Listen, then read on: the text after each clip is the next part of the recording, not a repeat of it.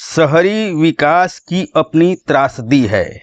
शहरी ही नहीं, संपूर्ण विकास में भी विनाश के कुछ तत्व छिपे होते हैं और यदि विकास की प्रक्रिया सुचिंतित न हो, आगे पीछे के परिणाम पर विचार न किया गया हो, तो कुल मिलाकर उसका स्वरूप भयावह ही होता है। शहरी ताने बाने में तो यह साफ साफ दिखता है।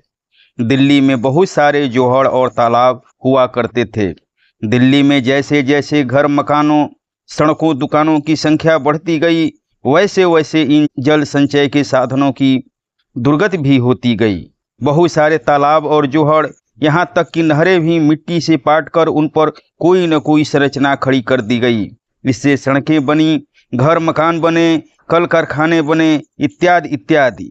जो बचे या तो जलविहीन हो गए क्योंकि उनमें जल पहुंचाने वाले सारे स्रोत बंद हो गए, या वे गंदे पानी के संचय का साधन बन गए क्योंकि आसपास के गंदे पानी की निकासी की समुचित व्यवस्था न होने से यह तो होना ही था। जब यहाँ की जल संचय की क्षमता चुक गई तो अतिरिक्त जल गलियों, सड़कों और आसपास के प्लाटों में पसरने लगा। इससे एक ऐसी बस्ती का रूप उभरा जो यहाँ के बासिंदों के लिए नारकीय जीवन का दृश्य प्रस्तुत करती है। सरकार ने दिल्ली की बढ़ती आबादी के लिए कोई व्यवस्थित आवासीय योजना नहीं बनाई जिससे अव्यवस्था पर लगाम लगे। परिणाम यह हुआ है कि प्रॉपर्टी डीलरों के माध्यम से हजारों कॉलोनियों की लगातार बस्ती चली गई, जहां न तो पीने के पानी की व्यवस्था थी, न कोई सीवर सिस्टम था, न गली व सड़क थी और न ही कोई यातायात की व्यवस्था। सब कुछ जैसे तैसे चलता रहा। जिंदगी बहुत अनमोल होती है, उसे टिकाए रखने के लिए लोग हर कष्ट झेलने को अभिशप्त होते हैं।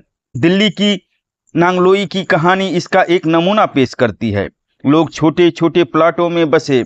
ज़्यादातर लोग 20-25 वर्ग गज के प्लाटों में रहने लगे। कुछ तो 15-20 वर्ग गज के प्लॉटों में भी रहने को बाध्य हुए।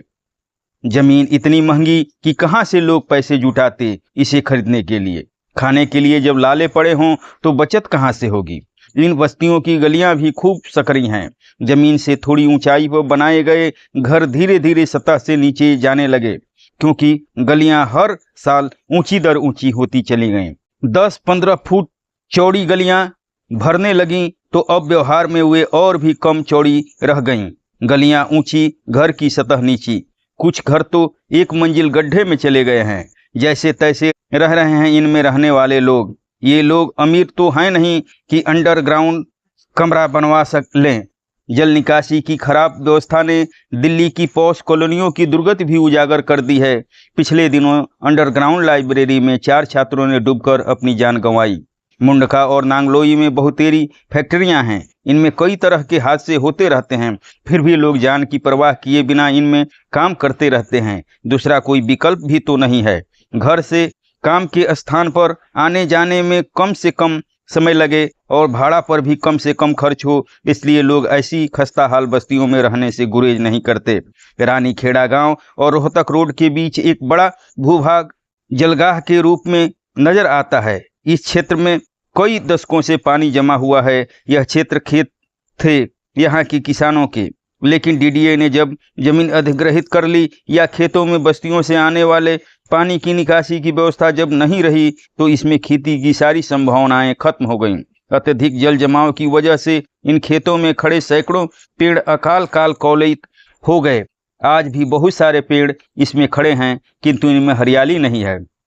नंग धड़ंग खड़े ये पेड़ एक उदास वातावरण का निर्माण करते हैं। कभी इन खेतों की हरियाली किसानों के मन में उमंग भरती थी, आसपास से गुजरने वालों के मन को भी सुख पहुंचाती थी। इन पेड़ों पर चिड़ियों का रैन बसेरा हुआ करता था। इनका कलरव सबका मन मोहता था। जीवन का संगीत था यहाँ। इन खेतों में पशु भी विचरा करते थे। अब इन खेतों में कुछ ही पशु पक्षी, घास आदि दिखते हैं। कहीं कुछ गायें, घोड़े, भैंसें, बगुले, नूनी घास और कुछ हरे भरे बबूल इत्यादि के वृक्ष जो प्रतिकूल परिस्थितियों में भी अपने को जिंदा रखने की कुव्वत रखते हैं या रखे हुए हैं। अलबत्ता इस जलगाह में कुछ मछलियां भी स्वतः पैदा हुई हैं। आसपास के रहवासी कभी कभार इनका शिकार करते हैं।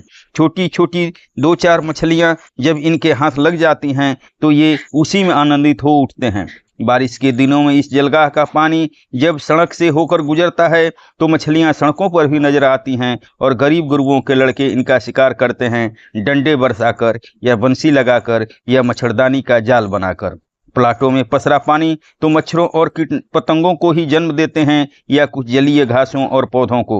इतनी सारी बाधाओं के बावजूद जमीन जायदाद का कारोबार करने वाले प्रॉपर्टी डीलरों की कमी नहीं है। यहाँ सड़कों पर इनके दफ्तरों की भरमार है। जिनके पास अतिरिक्त पैसे हैं वे प्रॉपर्टी में पैसा लगाकर मकान दुकान बना रहे हैं और उन्हें किराए पर देकर और संपत्ति बढ़ा रहे हैं। जिंदगी कब हार मानने वाली है? मुसीबतों से मनुष्य का गहरा नाता है, चाहे यह अनचाहा ही क्यों न हो।